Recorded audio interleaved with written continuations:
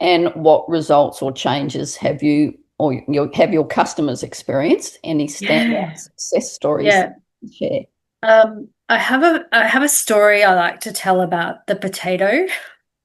Um, and I had one client who, after working with me for 4 weeks, her number one goal when she came to me had been weight loss. Um, After week 4, we started having, or week 3 or 4, we were having a conversation about potato and sweet potato because all her life she'd been led to believe that potato was bad for her. And, when I say all her life, this woman is in her 60s. And I just said, okay, well, tell me about why you don't eat white potato. And she said, well, I was told by my mom and, all information that, sweet potato is much better for you. And I said, okay. And sometimes I'm very blunt, but I'm nice about being blunt. And I said, well, I'm just going to tell you this straight up. It's really easy. There's really no nutritional difference between a potato and a sweet potato. I said calorie wise, almost identical. Yes, there's some slight differences because, as we know, with nature, colors mean different things. I said, but that's it. I said, potato and sweet potato are going to do the same thing, and they're going to give you an energy, and they're going to give you fiber, and they're going to give you vitamins that your body uses.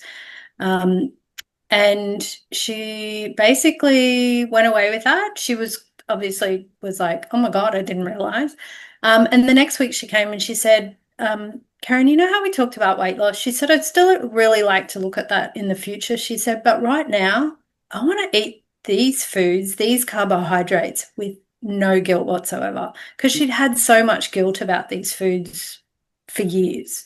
So I love that story. I get goosebumps telling it because um, I mean, it's a potato. Who would have thought, And Very these much are the so. types of things, these are the types of things that I do have with clients on a regular basis. But I love that one. Yeah. I had another lady came to me for weight loss before surgery. So she was also, again, but it's just about learning those foods, that we can eat, and less bloating, better sleep. Yeah. Yeah. Mm. Yeah. Lots of really good non-scale victories for my clients. We love those. Yeah. Fantastic. And that's again, yeah, that amount of information out there. You need people with the knowledge to guide you. Yeah. Yeah. Yeah, I Yeah. mean, my holistic doctor has been great in moving me forward with the health challenges I've had. But Mm. it's, I'd be on one diet and then I'd go on another diet because I've got all this high V stuff happening. So next thing I'm on a histamine diet and Yes. like this, and Yes.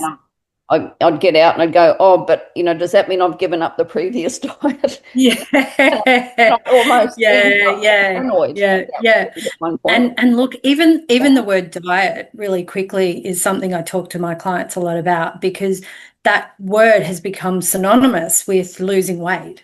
What was the Whereas word? diet, Diet. if you Yeah. say to someone Mm.